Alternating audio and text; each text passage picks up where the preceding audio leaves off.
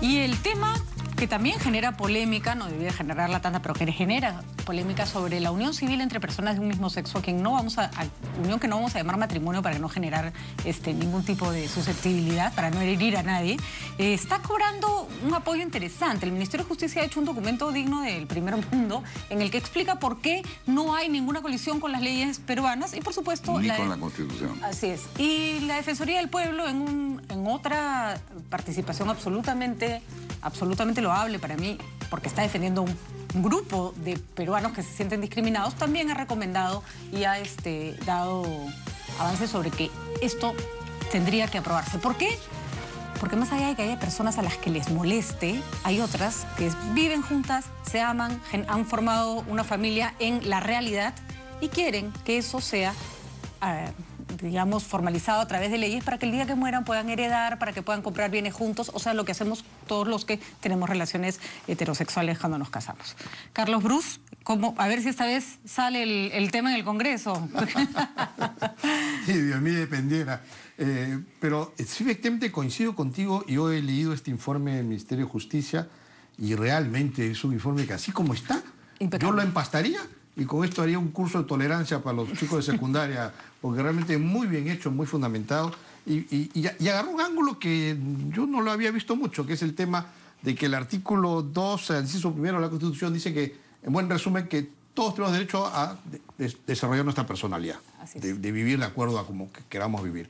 Entonces el Ministerio de Justicia dice, eso solo tiene un límite, que es el hecho de que si tu estilo de vida nos puede afectar al resto. En otras palabras, yo quiero ser un asesino en serie. No, pues no tienes derecho para hacerlo, claro, porque nos matas a todos.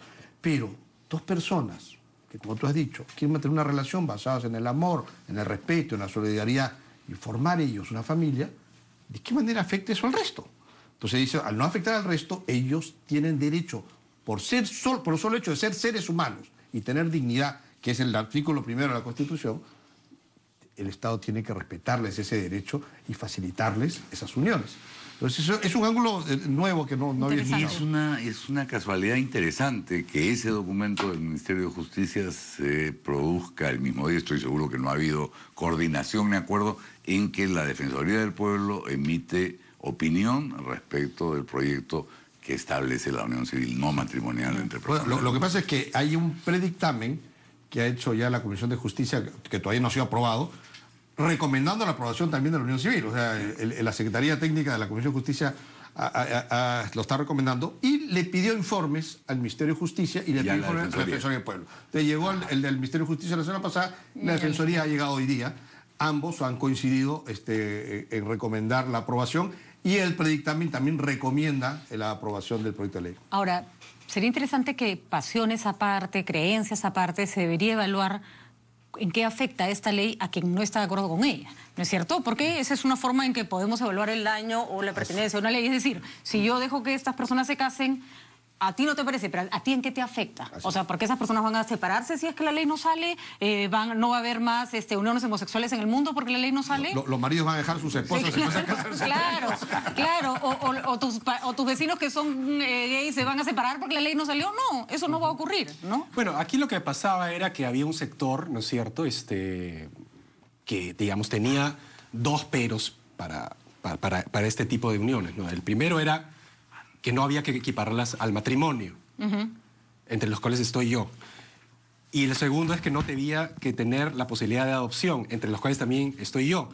Pero al haberse, digamos, salvado esos dos temas, es decir, la unión civil no es un matrimonio y tampoco, digamos, contempla la adopción como unión, no hay ya ningún tipo de pero, ¿no es cierto?, salvo el fanatismo, ¿no es cierto?, religioso o de cualquier otra índole. La intolerancia de la gente que cree que todos deben vivir como uno cree que está bien, ¿no? Exactamente. Entonces, a mí me parece que, salvados estos dos temas, que ha hecho bien, digamos, el congresista en tratar de sacar los temas álgidos, ¿no es cierto?, y finalmente darles a, como dice él, todas las personas que se aman y que no le hacen daño a nadie, una posibilidad de unirse, ¿no es cierto?, y de tener una familia que en los hechos existe, porque uno no está inventando eso. Eso es un hecho real. Hay muchas familias que son así, pues son familias de 2 personas del mismo sexo. O pasa también... porque, digamos, se han constituido, viven bajo el mismo techo, pero etcétera. Además, Ricardo, ocurren otras cosas complicadas. Ya no hablemos de adopción, que me parece que es una segunda discusión que habrá que seguir más adelante cuando la sociedad está más acostumbrada y que esta realidad también se vea con más claridad, que no esté tan oculta. Pero ¿qué pasa con una pareja homosexual que crían a un niño porque viene con por ejemplo, uno puede venir con un niño de una pareja anterior?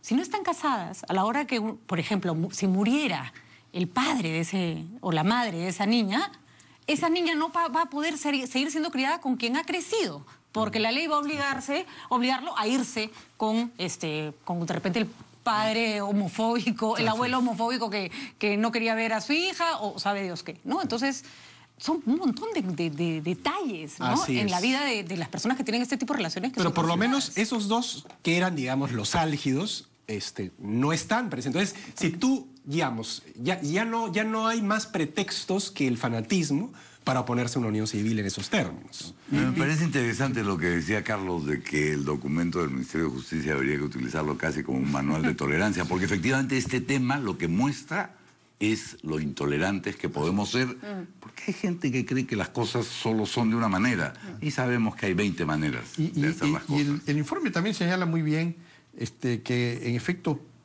toda persona tiene derecho a tener su propia moral, ¿no? Pero una cosa es tu propia moral, y otra cosa es la moral de todos, ¿no? Donde tú tienes que dejar un amplio margen para que cada uno tenga su código de ética particular, en la medida que no afecte a los demás. Entonces, aquí entra el tema de los grupos religiosos, que desde mi punto de vista tienen todo el derecho a decir lo que quieran. Y voy a defender el derecho que ellos digan lo que quieran. El otro día me dijeron, oye, ¿usted presente algo para prohibir al congresista Rosas llevar a gente homofóbica al Congreso? No. Yo, por supuesto, estoy totalmente en contra con lo que ha dicho esa gente ahí. Pero con esa misma energía con la que estoy en contra, con esa misma energía defenderé el derecho del congresista Rosa de decirlo. Porque de eso se trata. Pero entonces, el Estado no tiene por qué escuchar ni aceptar imposiciones. Entonces ahí no le dices que una cosa es la moral tuya, de tu grupo, de tu congregación religiosa, y otra que tú quieras imponerle esa moral a todos por igual. A eso tú no tienes derecho. Entonces tú tienes todo el derecho de no gustarte. Pero tienes que respetar el derecho de los demás de poder vivir su vida como quieren vivir, la medida que no le hacen daño al resto. Sobre todo en un país pluricultural, ojo, donde existen otras sociedades dentro de nuestro propio territorio que tienen otras costumbres de las que, por supuesto, no discutimos porque no son grupos mayoritarios, porque no son grupos de presión, porque no se encuentran en Lima, pero que probablemente muchos de estos grupos religiosos también sancionarían, ¿no es cierto? Como... No sé, hay sociedades donde efectivamente los hombres tienen derecho a tener más de una mujer. Eso ocurre dentro del Perú, ¿no? No se casan, obviamente, con todas, porque eso sería poligamia, pero en su costumbre tienen más de una mujer, ¿no? Basta ver el Cervinacui. A mí me parece pésimo, pero yo no pertenezco a esa cultura. El Cervinacui, ¿no? Está reconocido, por ejemplo, por la misma Constitución. Y sin embargo condenan por violación en algunas ocasiones a quienes practican por eso, entonces, claro, o sea, tú... Tienes toda la razón. El Perú es pluricultural y hay una serie de manifestaciones culturales, ¿no es cierto?, cuyo único límite, como dice el congresista, es el no afectar la libertad y los derechos de otros. Como, por ejemplo, rondas que te queman por ser bruja. O sea, eso sí está mal, eso sí afecta, por ejemplo, digamos, la moral. El relativismo no te puede llevar a que te digan, no, mira, pero en esta cultura es normal que un hombre se acueste con una niña de 5 años. No, eso no está bien, ¿no? Y lo que es bueno es que este informe ha dejado en claro también que el concepto de familia, de acuerdo al ordenamiento constitucional peruano, no está circunscrito a la unión de un padre y una madre y la prole que pueda generar. Porque no dice eso la Constitución. No dicen para dice nada. Familia.